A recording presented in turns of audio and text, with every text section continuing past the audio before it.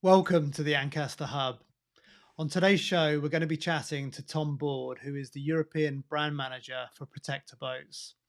So, if you want to find out more about Protector's incredible range of high performance boats, this is definitely for you. My name is Conrad Humphreys, and as a professional yachtsman that has raced extensively across Europe, the Protector brand has been synonymous with many professional sailing teams. Some of you will follow events like Sail GP and the America's Cup will be very familiar with the Protector name. It's a brand in Europe now, but comes with a huge sort of New Zealand Coast Guard heritage. But it's now part of the Ancasta family and in the very capable hands of our next guest, Thom Board. So, welcome, Thom. Oh, So, you're beaming in there from sunny Yarmouth. Tad windy there, I think, isn't it? it is. We had a beautiful day yesterday, but the storms are with us again. So you getting to do much sailing there whilst you're in Yarmouth? Yeah, I've got an expo here in Yarmouth, so that's back in the water in a week or so, fitting out supper, and then we're into the season. So most weekends and Wednesdays I'll be out there if I'm not wanted anywhere else. Very hot little fleet, I guess, down there. So tell us a bit about the brand. It's a it's a boat that certainly a lot of yachties will be very familiar with. It's here now, as part of the Ancasta family in Europe. What's its story? So Protector is a New Zealand brand that's out of Auckland. The company started in the 80s building fiberglass fishing boats.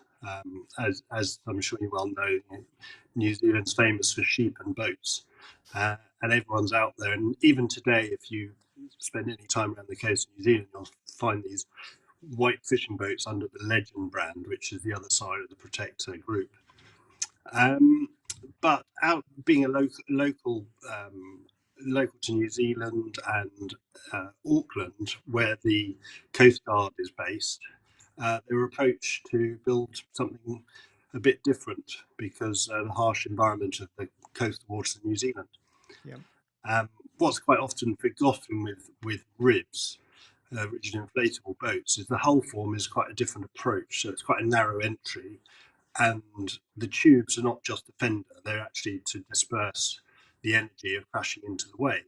So that was a something that really worked on quite hard with the Coast Guard to make not only search and rescue but recovery for the patient.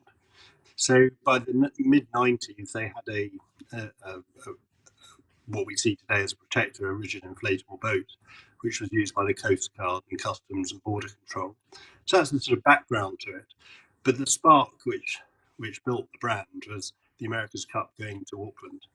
So the New Zealand team defending their win took it down to Auckland in 2000, and Protector was there in the bay, and that was the start of what we see today. So they built not only the on-course fleet for the referees and umpires, and also the chase and medical, but also the team started seeing the boats as well because they were built not only for those waters but for that sort of environment.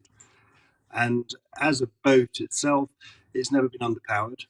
Um, so it fitted quite well with carrying kit and crew, which was the idea, obviously, with recovery for Coast Guard operations as well. And a lot of deck space. So even today, the recreational models, you're not tripping over sun lounges and tables everywhere. There's a lot of clear Yeah. space around the hull. So some of the professional sailing teams, around the world will be very familiar with this brand. Why do they put their trust in you particularly? In Protector, I think, I mean, whenever you talk to someone who's been on a big international race team or syndicate, Protector, yeah, love them, absolutely love them. And I think it's just the development alongside the cup, not only with the event, but also these sailors put input into the development of the hulls as well. Hmm. So they've almost felt that they've grown up and developed these boats as well as, and Protector themselves obviously taken on board all of the input and help for these hulls, and they've developed into something which is not only a great support boat, but has recently become more of a recreational boat as well. Yeah. And who would you say these boats are aimed at? Who's your sort of core audience? Um, the obviously you talked about the hull form and the race teams, but I guess you're looking to sell these to a much wider audience as well. Who is that Yeah, specifically? indeed. So there's two sides of it, as we see. There is now a recreational model range, both a covered version and an open center console version. And that's moved on away from utility, not just by adding cup holders, but also everything else you might expect on the boat, such as heads holding tanks, that sort of thing, and sort of upgraded luxuries in terms of seating and layouts. But ultimately, the boat is still a really sure-footed hull, and the heritage where it's come from, has allowed not only recreational range, but there's also a very strong utility demand for these boats as well. And that's not necessarily sort of port and harbour master operations. That's supporting sail teams. That's the ever-growing number of people that are commuting these days. So you have commuters. I see it here in Yarmouth. I see boats going across the Solent every day of the year. And to do that, you want something which is going to keep you out of the weather, keep you safe, and do it in a good manner. But at the same time, nice sunny weekend in the middle of the summer, you want to whiz around to Scratchell's Bay and go swimming. So the the market we see is the recreational market, like anybody else, and Protector more than covers that from a 25-foot boat all the way up to 41 foot. But there's a lot of dual purpose through the range as well, I see. Yeah. Okay. So I want to talk a little bit about the range. What does the sort of 2022 range look like? Maybe we can just bring up a couple of pictures as you're talking, but let me see if I Sure. can. So the basic range. So you've got a traditional center console, and you have a what they call a hard top cabin version, which is essentially just an open back. There's an example. It's the biggest of the range, um, and that you can see an open back covered. And that's the sort of thing which is used, for the commuter, but also, as you can see there, a nice sunny day. The smallest boat is the centre console, which is a 250 chase, and that is actually developed for a growing market in the smaller end, because the range for both target and chase otherwise starts at 31 feet, 310, which is actually a big boat. So it's one of the things which I think people will be surprised about and are surprised about when they see them. As you step on a sort of middle of the range 330 chase, it's a 33-foot rib. I mean, it's a big boat. It's got Yep. standard. It's twin 300s. I mean, it gets a proper wiggle on, but it's a big boat, and then it goes all the way up to 41 feet. Um, the Targa, which you can see there on the right, I mean, that's the one that's come out of the so Coast Guard stuff. So you've actually got berths on there which are full length, or 6'5", and that's so you could have stretch recovery. Yep. But the more common, or what we feel is, think of as ribs, is the chase model, which is centre console. Okay. Okay. I want to come on a little bit to some of the special projects. We've got Sail GP coming back to Plymouth in a few months' time, and of course, no stranger to some of those boats to see a protector following them around, chasing them around. But you're also doing some custom boats as well. Absolutely. So the obviously the range, as we've talked about previously, is more the recreational production range. But there's custom. So one of the things that Protector are very keen on is, if someone asks, "Can you do this?" The answer is always yes, and that might just be something simple, like in the case of that boat there on the right at the top, that's got full teak decks. It's also got black gel coat, so it's a bit of a stealth project. But underneath that is actually just a 330 chase with 450 racing engines on. But the answer is yes, they can do anything, and of course we're the conduit back to the factory for people's custom requests. There are some especially in the super yacht side, so super yacht tenders, there's these boats are becoming more common for not only boat operations and crew operations, but for the owners as well. They're very happy to go through the anchorage in a protector, but they have they request different layouts, so front to front, bench seating, aft, maybe the console further forward. Obviously, you need to adapt them for lifting into the super yacht garages, that sort of thing.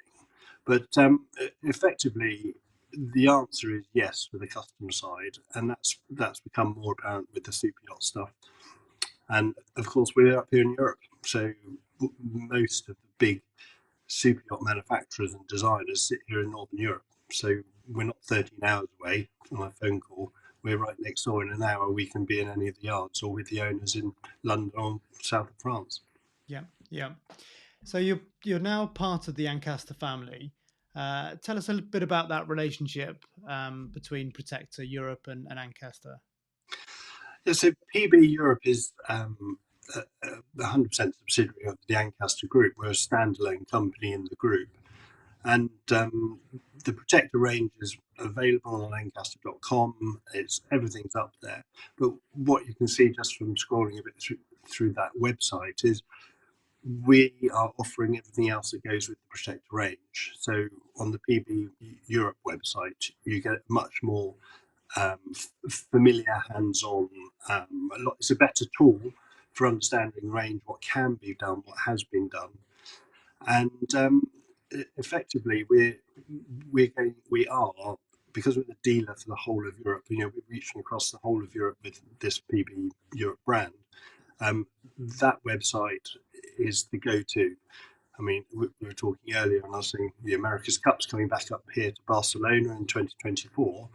By then we're 2 years down, very well established, and we are the one-stop shop for protectors, and that's whether it's supporting the teams or out of the back of the event itself, the huge interest it generates for the brand. So it's we are Ancasta, but we are just a different portal for those. If you're a super yacht captain, you want to ask a question, you can ask a question. It's not quite so straightforward through a brokerage site such as Ancasta.com. Yeah, great opportunity with Barcelona. I can imagine a few customers wanting to get down there to get Yeah, out on the water and see some of that.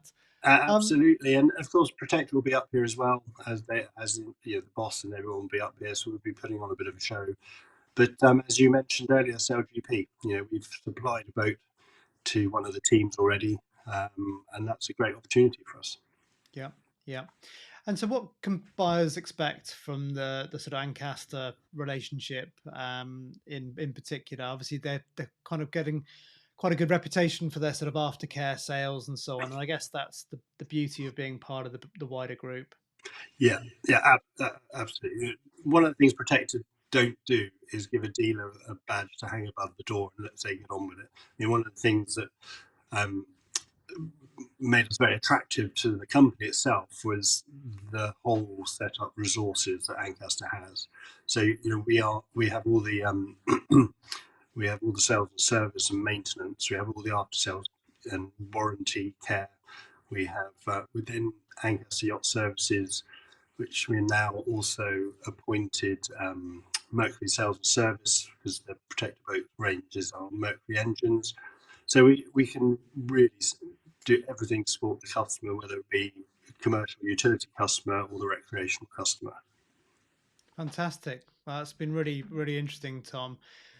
So, if you want to learn more, drop into your local Ancaster office or visit the Ancaster Hub, a place packed full of useful information for yacht owners and buyers alike.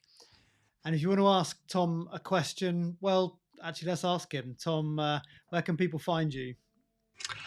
Well, you can find me either on Ancasta.com or you can find me on pveurope.com, or you can email me direct, THOMBOARD at pbeurope.com. Fantastic.